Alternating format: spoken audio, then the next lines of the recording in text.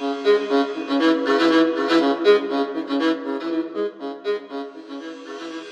the Black Out Loud. Franchises future-proofed. The latest review of the Franchising Code of Conduct recommends greater protections for franchisees in Australia. Accountants will play a vital role in guiding clients through the proposed changes. By Beth Wallace. This article has been edited for audio purposes. Article begins. The franchising industry is a major player in the Australian economy. According to the Treasury's review of the Franchising Code of Conduct final report, released in February 2024, the franchising industry collectively employs more than 500,000 people and turned over about 135.2 billion Australian dollars in 2023. Yet interest in the sector has waned. According to the report, the total number of franchisees declined by about 5.2% between 2014 and 2023. This is a stark contrast to the broader Australian business population, which grew by 28% during the same period. Peter Knight, FCPA, Business and Franchise Accountant at Franchise Accounting and Tax in Sydney, says that in addition to the economic hardships that all businesses face in the current market, the franchise sector must navigate a unique set of challenges, which may play a part in its recent downturn. He says, the costs to set up a new franchise have increased dramatically over the last couple of years, but we are seeing that many franchises have not reviewed their pricing structure to reflect this. They are simply passing these increased costs onto franchisees without looking to see if they can change their model to adapt to the new normal. Knight adds that profitability has consequently decreased, making it harder for franchisees to achieve a strong return on investment. In August 2023, the Australian government announced a review of the Franchising Code of Conduct. The code is due to sunset on 1st of April 2025. This is the latest in a long line of reviews, including the 2019 Parliamentary Joint Committee on Corporations and Financial Services Fairness in Franchising report.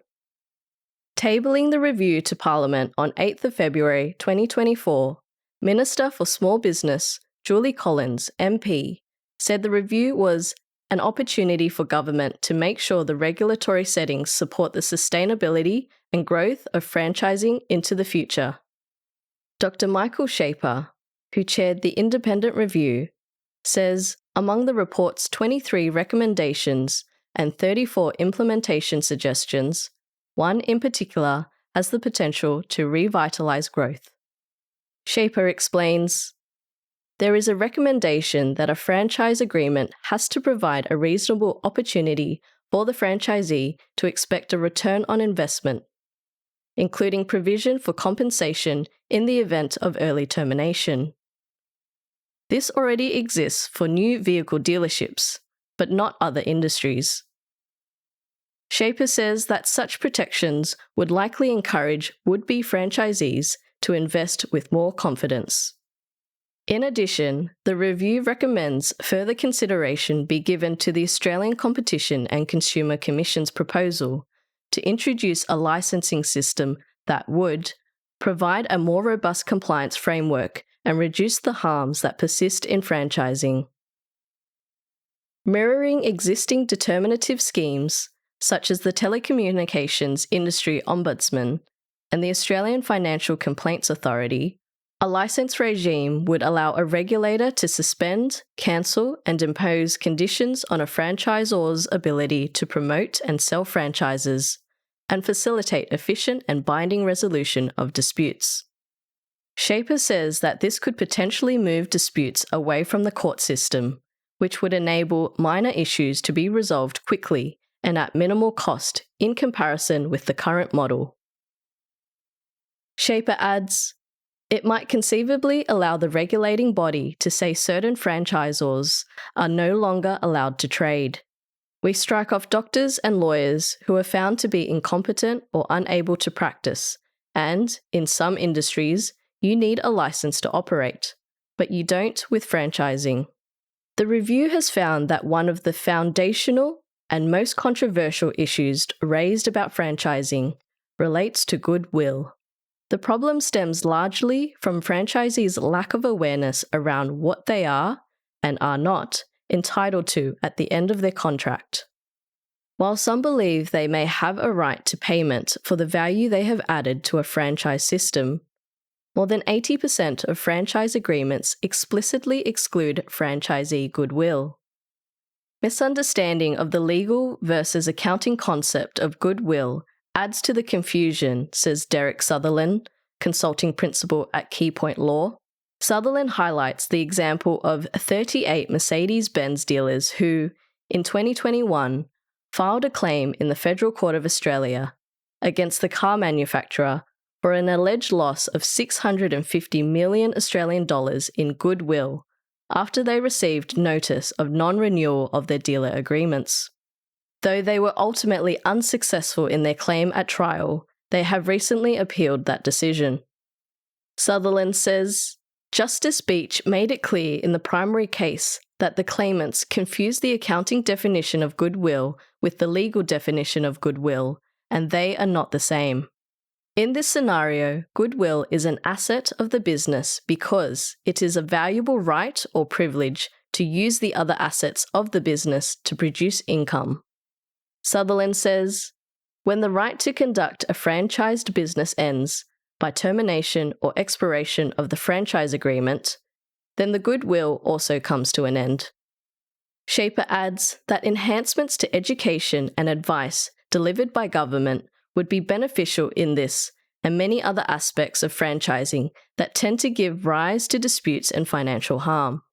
In addition to increasing existing requirements that franchisees seek professional advice before entering into a franchise agreement, the review recommends making the Franchise Disclosure Register, or FDR, more user-friendly and creating a one-stop shop website for franchising information based on the Money Smart model.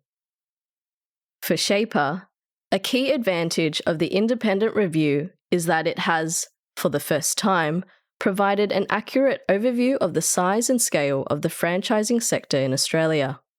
For instance, of the 1,712 franchisors currently operating, 665 have a turnover of less than 10 million Australian dollars and fewer than 20 staff and 30 franchisees. Shaper says, that is important to think about because we know small businesses have a very strong need for support and often turn to their accountants as a primary source of information. Peter Knight, FCPA, says accountants play a critical role in educating franchise clients about their duties and obligations as business owners and directors. They can help clients to stay on top of compliance obligations, help them to access finance by providing up-to-date financial statements, budgets, and cash flow forecasts, and be on hand to answer any questions. Sutherland believes accountants acting for franchisees could better support their clients by helping them to understand the issues and concepts that affect the value of their business at the end of its term.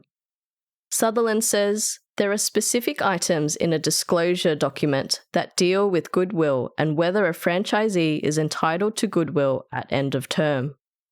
On the franchisor side, he adds that one of the key areas where clients might require assistance relates to marketing funds and how franchisors administer them, a common cause of conflict. Sutherland says, unfortunately, there is no audit guidance statement for marketing funds when there really should be.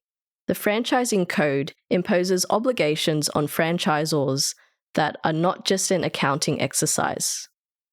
As a result, many audit reports are just not helpful to franchisees because they relate to accounting standards rather than compliance with the franchising code. Accountants and registered company auditors could improve their performance concerning audit reports and ensuring franchisors comply with their franchising code obligations, he adds. For instance, disputes may arise about whether a marketing fund can be used to pay certain expenses.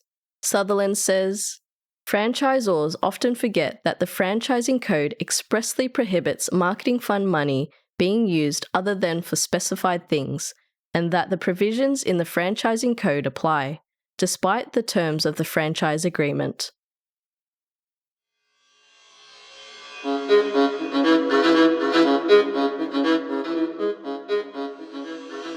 In the Black Out Loud.